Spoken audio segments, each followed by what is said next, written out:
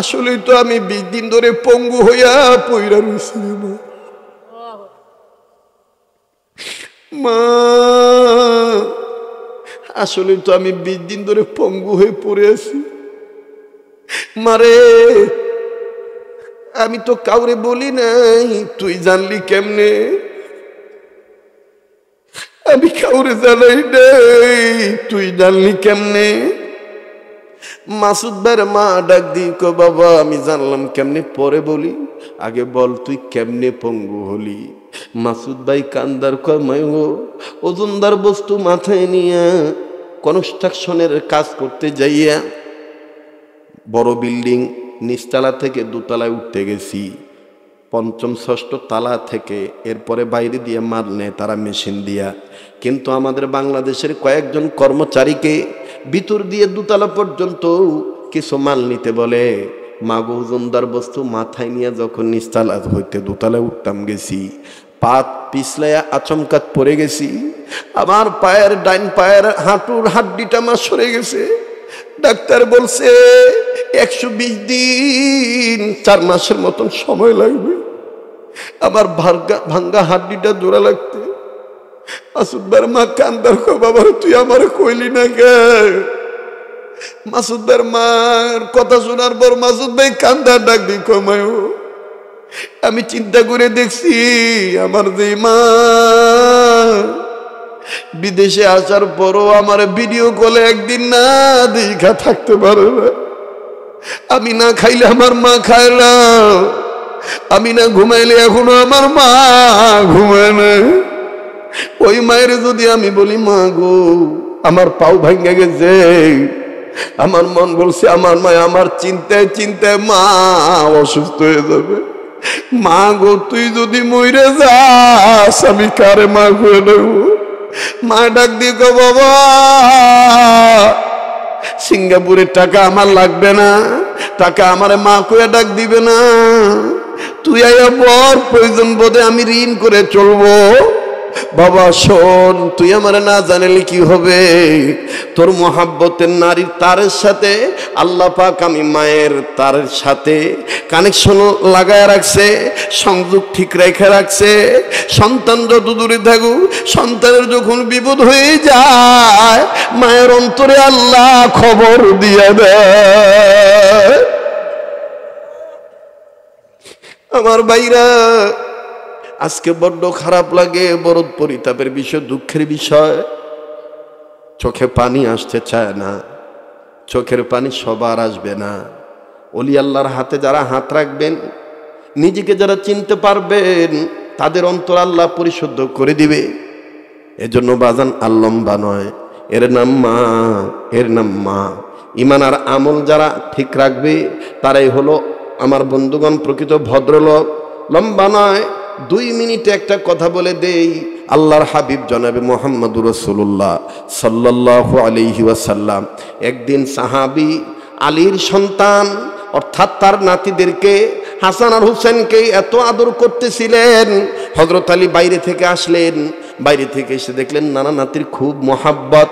হযরত আলী চিল্লে জোরে সালাম দিলেন না, আস্তে আস্তে আগাইলেন, গলার কাশি দিলেন। পিতার গলার আওয়াজ সন্তানের কাছে পরিচিত। হাসান আর হুসেন দেখলেন আব্বা আইছে।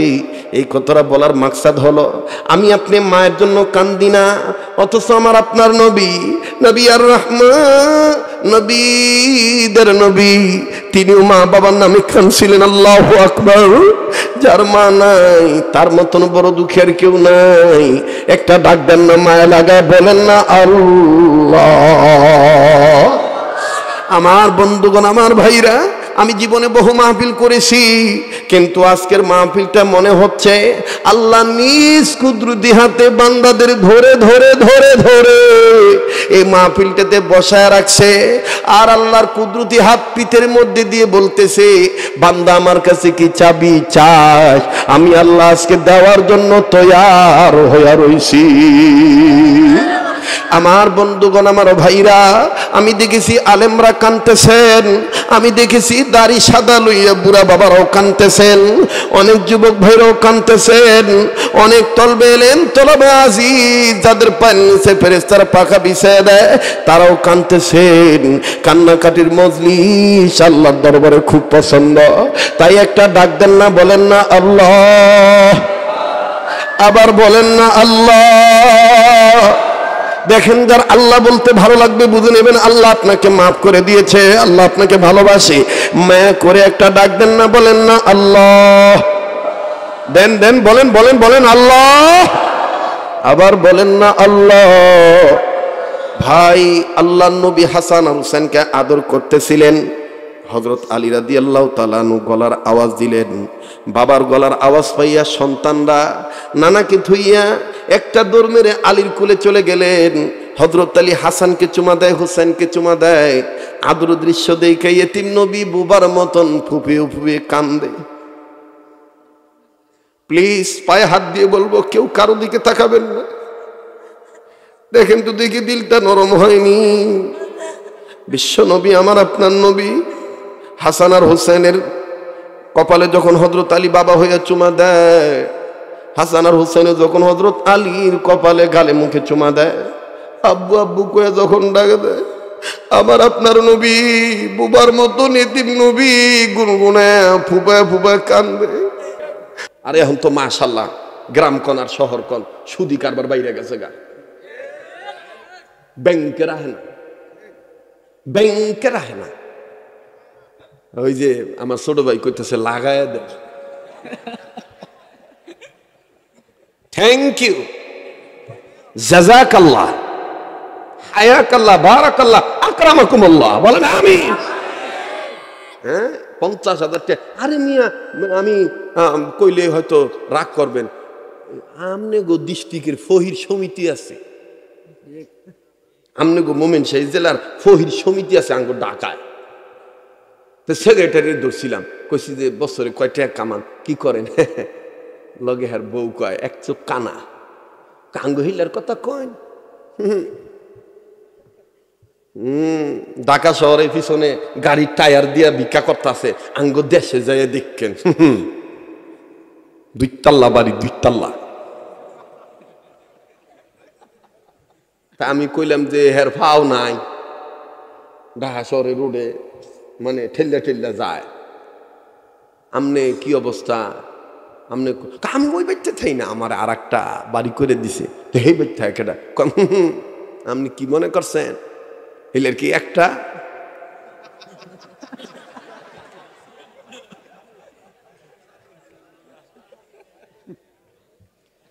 ভিক্ষা করে খাইলে কি হইব? বাপরে বাপ, আল্লাহ তাআলা সহিবুল দান করুন, জোরে কোন আমিন। তা আমি কথাটা কেন বললাম ভুলে গেছি গা। ও সুদের, এই ফকির বেটাও নাকি সুদে টেহা লাগা। হ্যাঁ 50,000-এ আপনার এই 2500 আর 1 লাখে 5,000। আর যখন সিজন আর একটু মানে সরা দাম হয়ে যায় তখন 50,000-এ 5,000, 1 লাখে 10,000। চার দোকানে বইয়া আদি সাহেব জিগায় একদিন আমার নিজের চোখের সামনে আদি সাহেব করতেছে, কিরে এই মাসে লাভটা দিলি না? তা আমি ভাবছি মনে হয় পানি পড়ছে রোডও, হ্যাঁ মনে লাভ দিয়ে আর একদিক যাইতে করতেছি। তা আমি কই লাফালাফি ওহনো করবো? হ্যাঁ আও আপনি হুদা কথা কইেন না, আপনি আপনি ইত্যাদি হেদিক যান। আমি কই কিরে লাভটা যে দিতে কইলেন, কই এটা হেই লাভ না, কে লাভ? ওই যে আমার ছোট ভাই যে কইছে লাগায়, লাগাই না লাভ। আর হেডিরে আজকে সমাজের মানুষ কয় ভদ্রলোক, আসলে এরা প্রকৃত ভদ্রলোক নয়। যেই মসজিদের কমিটির সভাপতি সুদ খাবে, মুতাল্লি সুদ খাবে, সেক্রেটারি সুদ খাবে, ওই মসজিদের কমিটির দোয়া কখনো আল্লাহর দরবারে কবুল হবে না। মসজিদ পাকা করার দরকার নাই, ঈমান পাকা করেন। মসজিদ পাকা করার দরকার নাই, ঈমান পাকা করেন। আগে বেড়ার ঘর দিয়া, হ্যাঁ সোনের বেড়া দিয়া মসজিদ বানাইতো। আল্লাহু আকবার। মানুষের নামাজের মধ্যে কত মজা ছিল, আর এখন টাইলস হইতেছে, টাইলস মোজাইক সব হইতেছে, কিন্তু গন্ডগোলের শেষ নাই। ভাই আপনারা রাগ হইতেছেন? বেজার হইতেছেন? তা আমি বলতেছিলাম মমতাজ ওনার গানের চাইতে কোরআন ভালো না খারাপ? আবার বলেন ভালো না খারাপ? আমার ভাইরা সময় কিন্তু আস্তে আস্তে অনেকটাই চলে গেল। তবে প্রিফার্সে মোকাদ্দামায় ভূমিকায় স্টার্টিং পয়েন্টে সূচনা লগ্নে আমি আপনাদের ইমান তেজ বাড়ানোর জন্য জাদাতুহুম ঈমানা এই কথাটার ব্যাখ্যা অনুরূপে অনেক কথা বললাম। প্লিজ আমাকে অন্য কোনো কিছু মনে করবেন না। আসেন না আস্তে আস্তে ধীরে ধীরে আমি আপনাদেরকে আলোচনাটা শোনাই, কেননা আমার পরে আমার পূর্ব পরিচিত সুরে ঝংকারে অলংকার যুক্ত কথা বলবেন এবং তেজস্বী বয়ান করবেন, হুঙ্কার দিবেন। আমার হাতে তৈয়ার করা আমারই প্ল্যান প্রোগ্রামে সে আগাইছে। আপনাদের এই 30 সালের সন্তান, সারা বাংলাদেশের আলোচিত মুখরিত আলোড়িত বক্তা, মুফাসসির, দ্বীনের একজন দায়ী, যোগ্য পিতামাতার যোগ্য সন্তান হযরত মাওলানা ইব্রাহিম রেজাউল করিম ইব্রাহিমী তিনি কথা বলবেন। আমার পুরনো সুর আপনাদেরকে শোনাবেন। এই জন্য আমি চাই না তার সম্মানে কোনো আঘাত পড়ুক। কেউ যেন না বলে যে হুজুরের সুরটা নকল করে আজকে আমাদেরকে হুনাইতেছে। এই জন্য আমি আমার এইখান থেকে নিত্যদিনের কথাগুলো আমি আপনাদেরকে জানাচ্ছি। আর বন্ধু, আল্লাহ পাক ডাক দিয়ে বললেন, নবী গো, আমি আল্লাহ তাআলা জানাই দিলাম প্রকৃত ভদ্রলোক তারা যারা 1 নম্বরে ঈমান আনছে, 2 নম্বরে ঈমান অনুযায়ী যারা আমলে সালেহ করেছেন। ইতিপূর্বে ওলামায়ে কেরাম আছেন, একটা আয়াত তেলাওয়াত করেছিলাম। অনুরোধ করব কেউ কথা বলবেন না, এদিক সেদিক তাকাবেন না, আমার দিক তাকিয়ে থাকেন। এই পাগলের চেহারার দিকে তাকাইলে কিন্তু ঠকবেন না। আল্লাহ তাআলা মদিনার নূর কিন্তু এই চেহারায় দিয়েছেন, কেননা আমার নেসবতটা হলো মাদানী নেসবত। আমার শাইখ মুর্শিদ শাইখুল ইসলাম আহমদ শফি রহমাতুল্লাহি আলাইহি। আরে বাবাজি, আল্লাহ তাআলা ফজল করম, আল্লাহ বড় দয়া করে ইদানিং কয়েক বছর যাবৎ গোটা রমজান মাস মদিনায় রাখেন। মাত্র 2 দিনের জন্য মক্কা নগরে আসি, মক্কায় উমরা করে আবার মদিনায় চলে যাই। মসজিদে বেলালের পাশে আমাদের খানকা আছে, যারা মদিনায় যাবেন অগ্রিম দাওয়াত দিয়ে রাখলাম। মসজিদে বেলালের পাশে বাংলাদেশ রেস্টুরেন্ট, ওখানে যাইয়া যদি বলেন আব্দুল খালেক শরীয়তপুরি এবং তার শায়খ মুর্শিদ করাচির হযরত হাকিম আক্তার সাহেব রহমাতুল্লাহি আলাইহি পাকিস্তানের হযরতের খানকা কোথায় দেখবেন আপনাদেরকে দেখায় দিবে। এখনো কিন্তু আমাদের যারা আমাদের ভাইয়েরা, আমাদের জামাত এখনো কিন্তু পাকিস্তানে আছেন। আজকের এই দিনে আমার পাকিস্তানের নিউ টাউনে থাকার কথা, করাচিতে থাকার কথা, কিন্তু বাজান আমি যাই নাই। আমি এই মাওলানা রেজাউল করিম ইব্রাহিমের জন্য এবং এই প্রোগ্রামটার জন্য, আরও বাংলাদেশের অনেক প্রোগ্রামের জন্য আমি আমার শায়েখের কাছ থেকে রুখসত নিয়েছি। রুখসত নিয়ে আমার বন্ধুগণ আমি আপনাদের কাছেই খেদমতে দিনে খেদমতে নিয়োজিত আছি। আর বাবাজি, যেই কথাটা আমি বলছিলাম, ইতিপূর্বে একটি আয়াত তেলাওয়াত করেছি। আল্লাহ ওয়াদা দিয়েছেন যারা ঈমান আনয়ন করবে, যারা আমল করবে, আমি আল্লাহ পাক তাদেরকে 2টা গিফট করব। নাম্বার 1, আমি আল্লাহ তাদের জীবনের গুনাহ মাফ করে দেব। নাম্বার 2, আজরুন আজিম, আমি আল্লাহ তাদের আজরুন আজিম দান করব। এবার আসেন আজরুন আজিম কাকে বলে? আরে বাবাজি, আজরুন আজিম মুফাসসিরিনে کرام বলেন উজরতে আজিম, উজরতে কবির, তার মানে বড় ধরনের পুরস্কার। বড় ধরনের পুরস্কার কি? আমার বন্ধুগণ, পৃথিবীর জমিনের উপরে আসমানের নিচে যত বড় বড় তাফসীরের কিতাব আছে, একটা তাফসীর আপনি খুলে দেখবেন মাওলানা আব্দুল মাজেদ দরিয়াবাদী রহমাতুল্লাহি আলাইহি, তিনি তার তাফসীরে মাজিদির মধ্যে, মাওলানা কাজী সানাউল্লাহ পানিপতি রহমাতুল্লাহি আলাইহি, তিনি তার তাফসীরে মাযহারির মধ্যে। আরে বাবাজি, আমাদের বাংলাদেশের গৌরব, বাংলাদেশের সন্তান, আমার পরম শ্রদ্ধেয় মুরব্বী, যিনি ইতিপূর্বে লালবাগ শাহী মসজিদের খতিব ছিলেন, মরহুম মাওলানা আমিরুল ইসলাম রহমাতুল্লাহি আলাইহি, তিনি তার তাফসীরে নূরুল কোরআনের মধ্যে, আরে বাবাজি, হযরতুল আল্লাম মাওলানা কাজী সানাউল্লাহ পানিপতি, তিনি তো তার তাফসিরে মাঝহারির মধ্যে। এরপরে হাকিমুল উম্মত মুজাদ্দিদুল মিল্লাত মাওলানা আশরাফ আলী থানবী রহমাতুল্লাহি আলাইহি, তিনি তার তাফসিরে আশরাফির মধ্যে। এরপরে ওনার খলিফা আজাল্লা খলিফা, পাকিস্তানের সন্তান, বর্তমান বাংলাদেশের মধ্যে সবচেয়ে বড় আলেম যিনি এবং আমাদের বাংলাদেশের জাতীয় মসজিদের খতিব যিনি, মাওলানা মুফতি আব্দুল মালেক দামাত বারাকাতুল্লাহ আলিয়ার উস্তাদ যিনি, পীর যিনি, শায়েখ যিনি, আল্লামা তকি উসমানী দামাত বারাকাতুল্লাহ আলিয়া। এই আল্লামা তকি উসমানী দামাত বারাকাতুল্লাহ আলিয়ার পিতা হযরত থানবী রাহমাতুল্লাহি আলাইহি আজাল্লা খলিফা মুফতি মুহাম্মদ শফি রাহমাতুল্লাহি আলাইহি, তিনি তার তাফসিরে মারিফুল কোরআনের মধ্যে আজরুন আজিম শব্দের ব্যাখ্যা করে দিলেন। আমার বন্ধুগণ, এখানে শেষ নয়, যেই তাফসিরটা কামেলে পড়ানো হয়। আমার বাবাজিরা আল্লামা জারুল্লাহ জনকশরী রাহমাতুল্লাহি আলাইহি তাফসিরে কাশফের মধ্যে, আমার বন্ধুগণ এখানে শেষ নয়, যত ধরনের তাফসির আছে এই পৃথিবীর জমিনের উপরে আসমানের নিচে সবচেয়ে বড় তাফসিরের কিতাবের নাম তাফসিরে কাবির। এই তাফসিরে কাবিরের মুসান্নিফ ইমাম ফখরুদ্দিন রাজি রাহমাতুল্লাহি আলাইহি।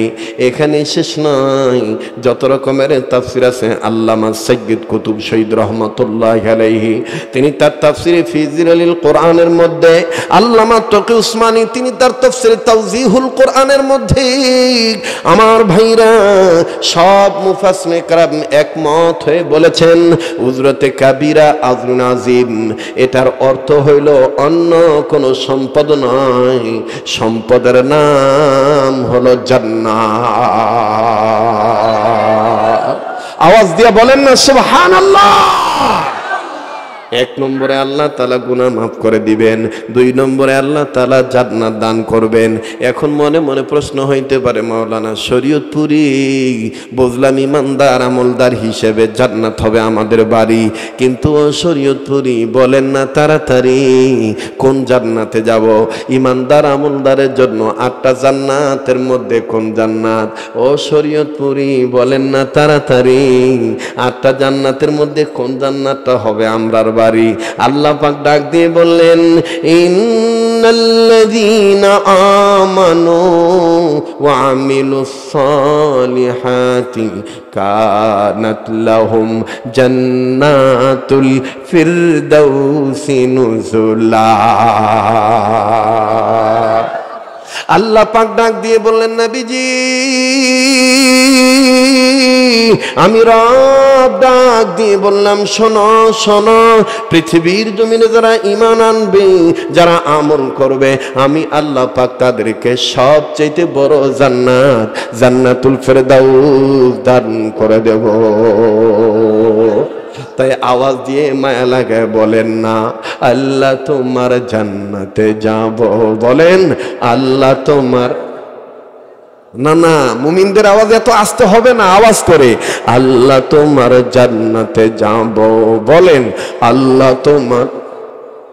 কোরআন হাদিস মেনে নিয়ে, কোরআন হাদিস মেনে নিয়ে জীবন চালাবো, আল্লাহ তোমার জান্নাতে যাব, বলেন আল্লাহ তোমার। আসবে যত জ্বালা দুঃখ মেনে নিয়েছি, কালেমার মালা মোড়া গলে পড়েছি, ঠিক কিনা? আসবে যত জ্বালা দুঃখ মেনে নিয়েছি, ইমানের মালা মোড়া গলে পড়েছি। মাজব গাজী না হয় মরব তোমার পক্ষে হয়ে শহীদ, এতেই তো তুমি রাজি, কথা বলেন ঠিক কিনা? আরে বাবাজি, কোনো দিকে কোনো নজর নেই। আমার ভাইরা মোবাইল থাকলে মোবাইলে অডিও রেকর্ড করে নেবেন। জীবনের শেষ বয়ান মনে করে বয়ান করছি, কার জন্য জানি জীবনের শেষ মাহফিল বাজান, কার পিছনে জানি মালাকুল মউত দাঁড়ায় রয়েছে, কার জন্য জানি জংলার বাঁশ রেডি হয়ে গেছে। আল্লাহর কসম করে বলি, গতকালকে আমার যাওয়ার কথা ছিল না, কিন্তু গতকালকের মাহফিল আমি বলেছিলাম, ইসলাহুন্নিসা মহিলা মাদ্রাসায় বলেছিলাম, আমার বাড়িতে জানেননি আমার একটা আদরের মেয়ে আছে, যেই বাবাদের মেয়ে আছে এই বাবারা জানে মেয়েদের প্রতি বাবারা কত দুর্বল, আর মেয়েরা বাবার প্রতি কত দুর্বল। আমার মেয়েটাও আজকে দুপুর বেলায় যখন আমি বিছানা ত্যাগ করলাম, মেয়েটা আস্তে করে আমার মাথার কাছে এসে গাল লাগায় দিয়া আর হাতের তালু দিয়ে দেখতেছে আব্বার জ্বর কমছে না বাড়ছে। আমি আমার মেয়েটাকে ডাক দিয়ে বললাম, মা গো কি দেখো? মেয়েটা চোখের পানি ছেড়ে বলে, আব্বু আজকে কি মাহফিলে না গেলে হয় না? আমি বললাম, না মা, না গেলে হবে না, যেতেই হবে। মেয়েটা আমার ডাক দিয়ে বলে, আব্বু তুমি মাহফিলে যাইবা, জ্বর যদি আরো বেড়ে যায় তোমাকে দেখবে কে? আমি বললাম, আল্লাহ দেখবে। মেয়েটা আমার ডাক দিয়ে বলে, ঠিক আছে আব্বু, ঠিক মতন ওষুধ খাইও, আর আস্তে আস্তে নরম নরম ভাবে কথা বইল। তুমি চিল্লাইও না, কারণ অসুস্থ অবস্থায় চিল্লাইলে তোমার ক্ষতি হয়ে যাবে। আমি আমার মেয়েটাকে ডাক দিয়ে বললাম, মা গো এত ভালোবাসিস কেন? মেয়েটা আমার ডাক দিয়ে কয়, বাবা গো আপনি আমার আব্বু, আপনি যদি আপনার যদি কিছু হয়ে যায় আমি কারে মা, আমি কারে আব্বু বলে ডাকবো? বাজান বাড়ি থেকে যখন নেমে আসলাম, মেয়েটা তার উপরও গতকালকেও বলেছিলাম আজও বাড়ির জানালা, ঘরের জানালা দিয়ে হাত ইশারা করে ফিয়ামানিল্লাহ বলে বিদায় দেয়, আর বারবার ফোন করে বলে ড্রাইভার আঙ্কেলকে বলবেন গাড়ি সাবধানে চালাইতে। আমার বন্ধুরে মেয়েটা আজও আমাকে বলে দিয়েছে, আব্বু আজকে যত রাত্রি হোক তুমি কষ্ট হইলেও তুমি চলে আসবা, কারণ বাসায় আসলে আমি আমার বাবার সেবা করব, আমার সেবার কারণে আমার বাপ সুস্থ হয়ে যাবে। আরে বাবাজি আল্লাহর কসম করে বলি, পথে আসার সময় মেয়েটার কথা যখন মনে পড়ছে, মন আমার বলে দিয়েছে মেয়েটা আমার অপেক্ষায় রইল, কিন্তু এমনও তো একদিন আসতে পারে মেয়েটা আমার অপেক্ষায় থাকবে, আঙ্গো বাবা আইব, বাবার গলা ধরে ঘুমাবো, বাবার সেবা করব, কিন্তু মালাকুল মউত যদি আমার রূহ কবজ করে নিয়ে যায় আমি আর জীবিত বাড়িতে যাইতে পারবো না, আমার লাশ বাড়িতে যাবে। কথা বলেন ঠিক না বেঠি? আমার মেয়ে আমার নাকে কানে তুলে দেখে, চোখ মুখ বন্ধ দেখে, আমার শরীরটা ঢাকা দেখে, নড়াচড়া বন্ধ দেখে মেয়েটা চিল্লাবে, হয়তো বা ডেকে ডেকে বলবে, আম্মু আমাদের বাবা কেন নড়াচড়া করে না, আঙ্গু বাবা কেন ডাক দেয় না? আমার বন্ধুরে সেদিন হাজারো মা ডাকবে, হাজারো বাবা ডাকবে, হাজারো ছেলে মেয়ে ডাকবে, কিন্তু আমার আপনার ক্ষমতা থাকবে না ডাকের উত্তর দেওয়া। কথা বলেন ঠিক না বেঠি? কাজী বাদান দেখেন তো দেখি দিলটা নরম হয়নি, এক ফোঁটা চোখের পানি ফালাইতে পারেন কিনা?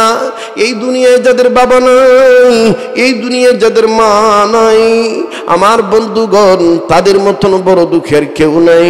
ইমান আমলদার যারা মা বাবার নামে দোয়া করে তারা, ইমান আমলদার যারা মা বাবার কবর জিয়ারত করে তারা, ইমান আমলদার যারা আমার বন্ধুগণ ইমানদার আমলদার যারা বাবার নামে ওয়াজ মাহফিলে আইসা দোয়া করে তারা, দান সদকা করে তারা। কথা বলেন ঠিক না বেঠি?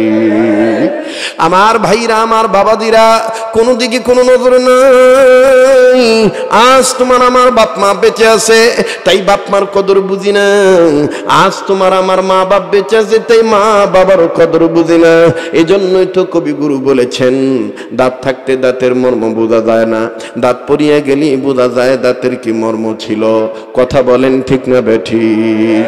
আমার ভাইরে জানি না এই ময়দানটার মধ্যে কার মা নাই, এই ময়দানটার মধ্যে কার বাবা নাই, কার মা বাপ যেন কবরে পড়ে আছে, কার মা বাপ যেন অসুস্থ হয়ে বিছানায় পড়ে আছে। দুনিয়ায় যার মা নাই তার মতন বড় দুঃখী আর কেউ নাই। আরে বন্ধু, তুমি আমি অনেক সময় স্বার্থের কারণে মায়ের ভিন্ন করিয়া দেই, মায়ের দূরে রাখি। দেখো না ভাইয়া, এক ফোঁটা চোখের পানি পড়েনি, একটু কান্না আসেনি। কান্না আসলেই মনে করবা আল্লাহ তোমারে ভালোবাসে, কেননা কান্নাকাটি করার জন্য কোনো যোগ্যতা লাগে না। চোখের পানি আল্লাহর মোহাব্বতে, কবর আযাবের ভয়ে, মা বাবার জন্য, নবীর মোহাব্বতে চোখের পানি তারই পরে যার প্রতি আল্লাহর দয়া আছে। কথা কোন ঠিক কিনা? আমার বন্ধুরে প্লিজ কেউ কারো দিকে তাকাবেন না, নিজের দিকে নিজে তাকাবেন। দেখেন তো দেখি দিলটা নরম হয়নি কেন জানি বারবার আমার মন বলে আজকের মাহফিলে দোয়া আল্লাহ ফেরত দিবে না, আমার আল্লাহ আজকের মাহফিলে দোয়া কবুল করবে, কেননা আমার নাকটার মধ্যে আল্লাহ ওনাদের গ্রাণ পাইতেছি। এই ময়দানে কে জানি আল্লাহর ওলি হয়ে বসে আছে। ওই একজন ওলি আল্লাহর উসিলায় আল্লাহ তাআলা আমার আপনারে মাফ করে দিবে। কাজে আসেন না, কার জীবনে কি গুনাহ আছে, গুনাহ মাফ নেওয়ার জন্য একটা ডাক দেন না, মায়া লাগায় বলেন না আল্লাহ। দেন না দেন না দেন না, ডাক দেন না, বলেন না আল্লাহ, আবার বলেন না আল্লাহ। এতগুলো মানুষের ডাকের মধ্যে কোনো প্রেমের আওয়াজ নাই, আবার একটা ডাক দেন না, বলেন না আল্লাহ। ও ভাইয়া, তোমার যদি গুনাহ থাকে গুনাহ মাফ নেওয়ার জন্য বলো না আল্লাহ। মা যে কত বড় নিয়ামত। এই 30 সালের অনেক ভাইদের সাথে আমার মদিনায় দেখা হয়, ভালুকার অনেক ভাইয়ের সাথে আমার দুবাইয়ে দেখা হয়। আমার ভাইরা আবার ওইদিকে নান্দাইল জাহাঙ্গীরপুর ইউনিয়নের অনেক ভাইয়ের সাথে দেখা হয়ে যায় জেদ্দায়। মুমিন শাহীর অনেক সন্তানেরা বিদেশের জমিনে আছে, বিশেষ করে ফুলবাড়িয়ার অনেক ছেলেরা আছে যাদের সাথে রিয়াদে, দাম্মামে, তাবুকে আমার সাথে দেখা হয়ে যায়। এই যুবক ছেলেরা প্রবাসী যারা থাকে তারা জানে মা হারানো কি বেদনা। মনে পড়ে গেল তাই কথাটা বলে দিচ্ছি, প্লিজ কেউ কোনো দিকে নজর দিবেন না। কেউ যদি চলে যায় চলে যেতে দিয়েন, কারো যাওয়া দেখে কেউ যাবেন না। একটু পরে দেখবেন এই জমিনের মাটি শুদ্ধ কান্নাকাটি করবে। আমার ভাইরা, আমার বন্ধুগণ, আমি তুমি তো অনেক সময় স্বার্থের কারণে মায়েরে ভুলে যাই, অনেক সময় আমি তুমি বাবারে ভুলে যাই। তোমার আমার মা হাজারো বিপদে পড়লে সন্তান ভোলে না। তাই তো কবি বলেছেন, বনে থাকে বন বাদুরি, বাচ্চা ঝোলে তার বুকে, তবু মায়ে বাচ্চা ভোলে না, পড়লে হাজার দুঃখে। বনে থাকে বন বাদুরি, বাচ্চা ঝোলে তার বুকে, তবু মায়ে বাচ্চা ভোলে না, পড়লে হাজার দুঃখে। বিদেশেতে যদি কারো সন্তান মারা যায়, পশু পক্ষী না জানিতে জানে তাহার মায়। কথা বলেন মায়ের পাগলেরা, কথা ঠিক কিনা? আজ আমি এই চেয়ারটাতে বসেছি আমার মায়ের দোয়ার বরকতে। আজ আল্লাহ আমাকে দীর্ঘ 27টা বছর ময়দানে রেখেছেন। শারীরিকভাবে কোনো রোগ নাই, স্থায়ী কোনো রোগ নাই।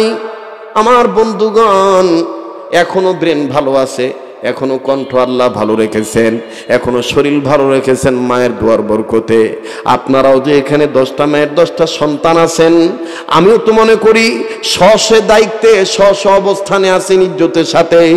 এটা আপনার আমার মা বাবার দোয়ার বরকত। কথা বলেন ঠিক না বেঠিক?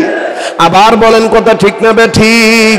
ভাইয়া, পায়ে হাত দিয়ে বলবো, কেউ যদি চলে যায় চলে যেতে দিবেন, কারো যাওয়া দেখে কেউ যাবেন না। আমি না আগেই বলেছিলাম 3 ঘন্টার বয়ান আজকে অল্প সময়ের মধ্যে সেরে দেব। এই তো আমি শুরু করে দিলাম একটা মায়ের কথা, আমারই এলাকার প্রতিবেশী পড়োশির কথা। মা বাপ খরচ করে সন্তানকে সিঙ্গাপুর পাঠাইল পারিবারিক লাইফ ডেভেলপের আশায়। ছেলের কামার দ্বারা পারিবারিক অবনতি উন্নতি হয়ে যাবে। লম্বা কথা সংক্ষেপ করে দিলাম, ছেলে চলে গেল সিঙ্গাপুর।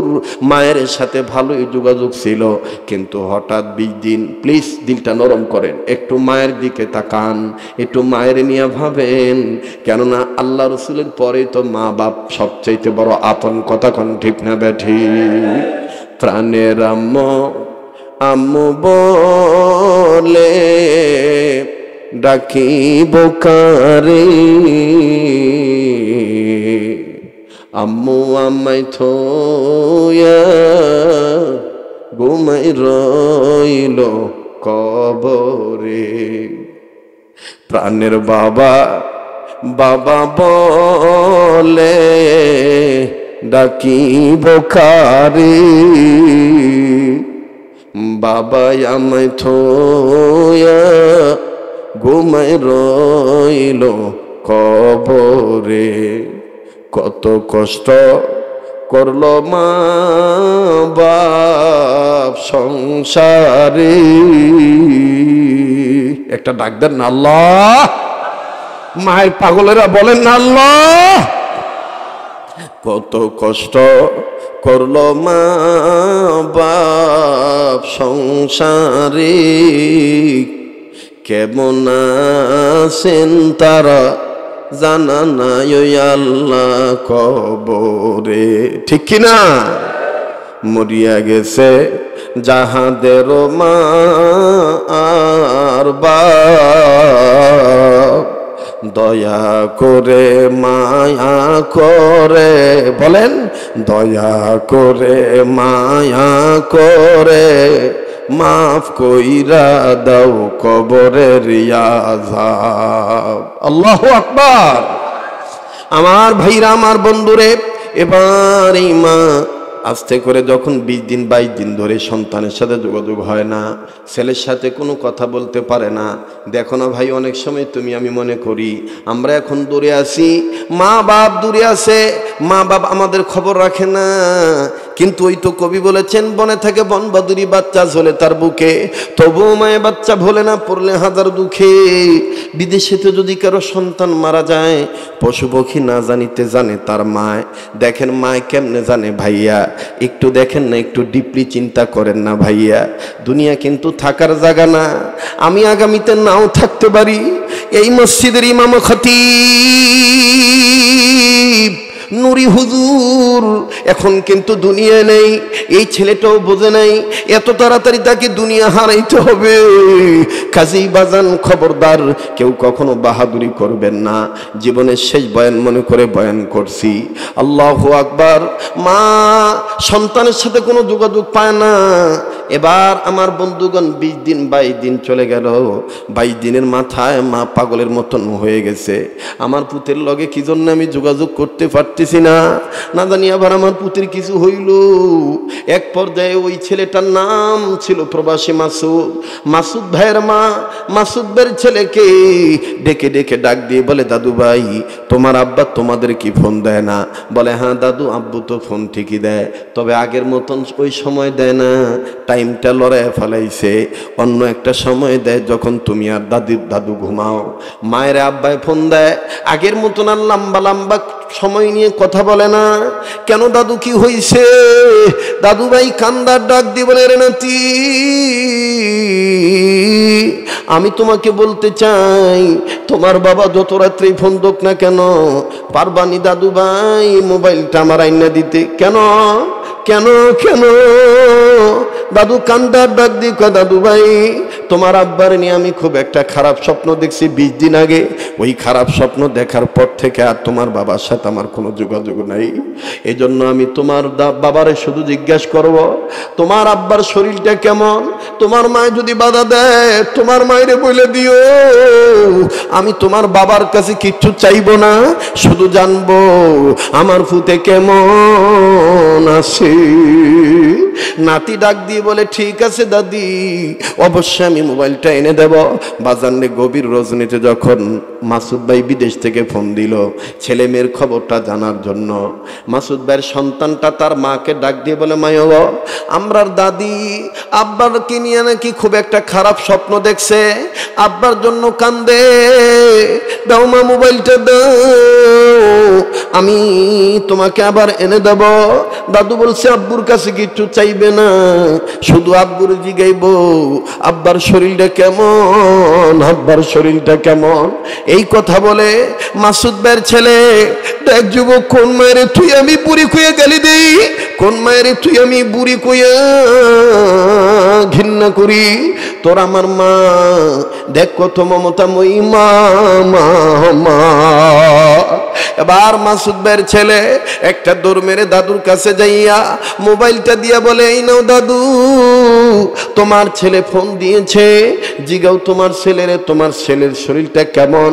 মাসুদ ভাইয়ের মা মোবাইলটা একবার বুকে ধরে, একবার মুখে নিয়ে চুমা দেয়, আর চোখের পানি ছেড়ে কান্দার ডাক দিয়ে বলে, কিরে ফুত, আগে যদি জানতাম তোরে বিদেশ পাঠাইতাম না, এইভাবে তুই ভুইলা রইলি, আজকে 20-22 দিন যাব তুই কেন আমার লগে কথা কস না।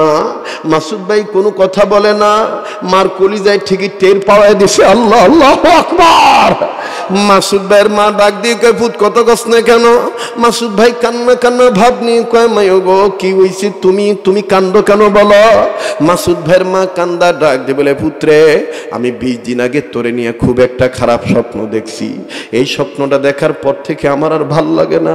ও মা তুমি কি স্বপ্ন দেখেছো বলো না। ছেলেটা বলে, মা বলে না, আবার বলে, মা তুমি কি স্বপ্ন দেখছো বলো। মাসুদ ভাইয়ের মা ডাক দিয়ে কয়, পুত্রে আমি তোরে নিয়ে স্বপ্ন দেখছি, তোর 2টা পায়ের একটা পাও ভেঙে গেছে, ওই একটা পায়ে ব্যান্ডেজ বাঁধা, তোর পা টানা দিয়ে বান্ধা রাখছে, তুই কর্ম করতে যাইতে পারস না। মা মা মা বলে চিৎকার দি, বাবা বাবা বলে ডাকি, আমি স্বপ্ন দেখছি রে বাবা, এই স্বপ্নটা দেখার পর থেকে আমার আর ভাল লাগে না, এই স্বপ্নটা দেখার পর থেকেই তো বাবা তুই আর আমার লগে কথা কস না। মাসুদ ভাই কান্দার ডাক দিয়ে, মা আসলেই তো আমি 20 দিন ধরে পঙ্গু হইয়া পইরা রইছি মা, আসলে তো আমি 20 দিন ধরে পঙ্গু হয়ে পড়ে আছি মারে, আমি তো কাউরে বলি নাই, তুই জানলি কেমনে? আমি কাউরে জানাই নাই, তুই জানলি কেমনে? মাসুদ ভাইয়ের মা ডাক দিয়ে কয়, বাবা আমি জানলাম কেমনে পরে বলি, আগে বল তুই কেমনে পঙ্গু হলি। মাসুদ ভাই কান্দার কয়, মায়ো ওজনদার বস্তু মাথায় নিয়ে কনস্ট্রাকশনের কাজ করতে যাইয়া বড় বিল্ডিং নিচতলা থেকে 2তলায় উঠতে গেছি, 5ম 6ঠ তালা থেকে, এরপরে বাইরে দিয়ে মাল নেয় তারা মেশিন দিয়া, কিন্তু আমাদের বাংলাদেশের কয়েকজন কর্মচারীকে ভিতর দিয়ে 2তলা পর্যন্ত কিছু মাল নিতে বলে। মাগো ওজনদার বস্তু মাথায় নিয়ে যখন নিচতলা হইতে 2তলায় উঠতাম গেছি, পাত পিছলাইয়া আচমকাত পড়ে গেছি, আমার পায়ের ডাইন পায়ের হাঁটুর হাড্ডিটা আমার সরে গেছে। ডাক্তার বলছে 120 দিন 4 মাসের মতন সময় লাগবে আমার ভাঙ্গা হাড্ডিটা জোড়া লাগতে।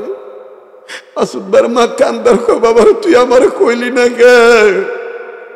মাসুদ ভাইয়ের মার কথা শোনার পর মাসুদ ভাই কান্দার ডাক দিয়ে কয়, মায়ো আমি চিন্তা করে দেখছি, আমার যে মা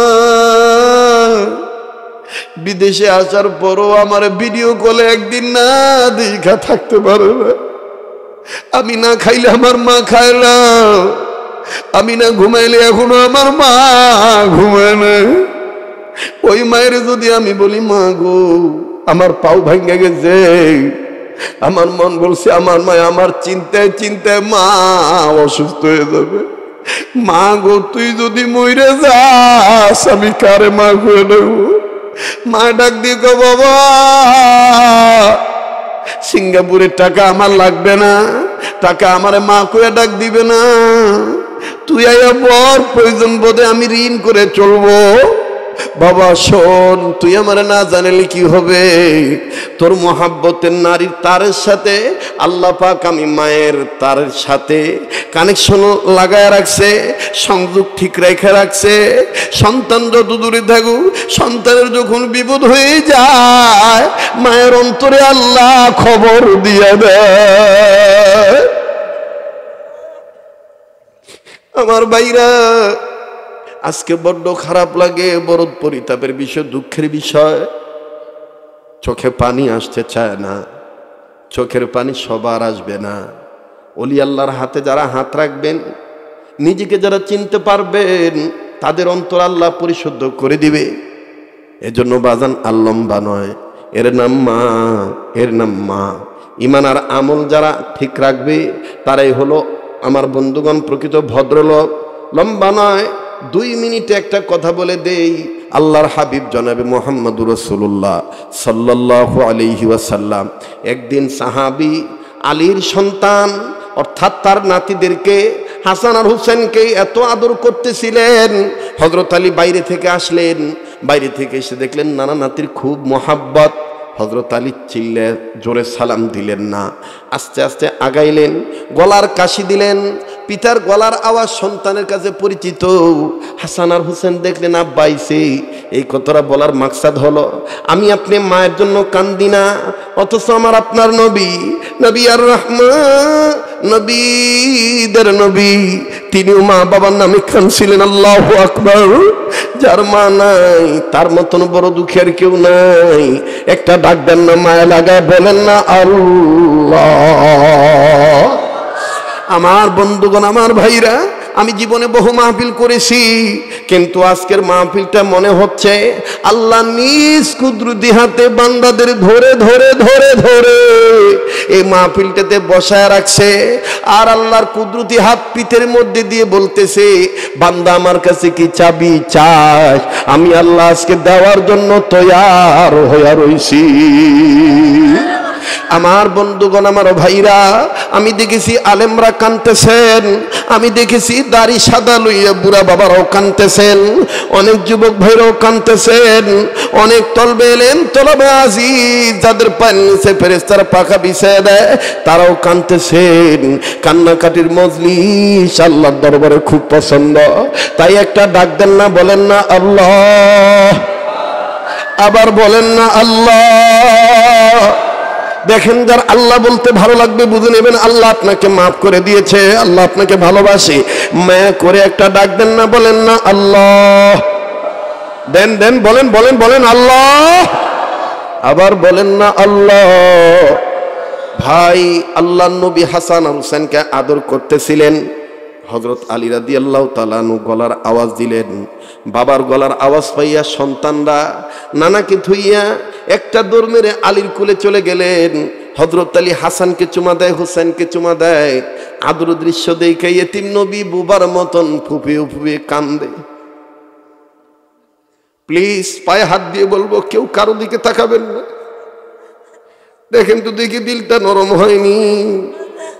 বিশ্ব নবী, আমার আপনার নবী, হাসান আর হুসেনের কপালে যখন হযরত আলী বাবা হইয়া চুমা দেয়, হাসান আর হুসেন যখন হযরত আলীর কপালে গালে মুখে চুমা দেয়, আব্বু আব্বু কয়ে যখন ডাকে দেয়, আমার আপনার নবী বুবার মতো এতিম নবী গুনগুনায় ফুপায় ফুপায় কান্দে। হযরত আলী হাসান আর হুসেনকে বলে, বাবা তোমাদের নানা কেন কান্দে? তোমরা কি তোমার নানা কি কোনো কষ্ট দিছো? না তো বাবা, না, আমরার মনে নাই, আমাদের মনে পড়ে না। হযরত আলী কুল থেকে বাচ্চাদেরকে নামায় দিয়া নবীর কাছে যায়, নবী গো আপনি কাঁদেন কেন? আমার নবী ডাক দিয়ে, আলী রে, আজকে তোমার সন্তানদের আদর করা দৃশ্য দেখে কাটা ঘায়ে লবণ ছিটা দিলে যেমন যন্ত্রণা লাগে, আমি নবীর মনে ঠিক এইরকম একটা যন্ত্রণা লাগছে। বলে কেমনে? বলে আলী রে, দুনিয়ায় যেই ছেলে মেয়ের বাপ মা নাই, এই এতিম ছেলের সামনে যদি তুমি তোমার সন্তানদেরকে বাবা হিসেবে আদর করো, জানো না রে আলী, ওই সন্তান এতিম সন্তানদের তখন বাপ মার কথা মনে হয়ে যায়। যেমন আজকে আমি মুহাম্মদ তোমার সন্তান হাসান আর হুসেনকে যখন আদর করতেছিলা, তোমার সন্তানদেরকে যখন তুমি আব্বু বলে চুমু দিছিলা, তখন আমার মনে পড়ে গিয়েছিল আমি মুহাম্মদের বাবা আব্দুল্লাহ যদি বেঁচে থাকতো,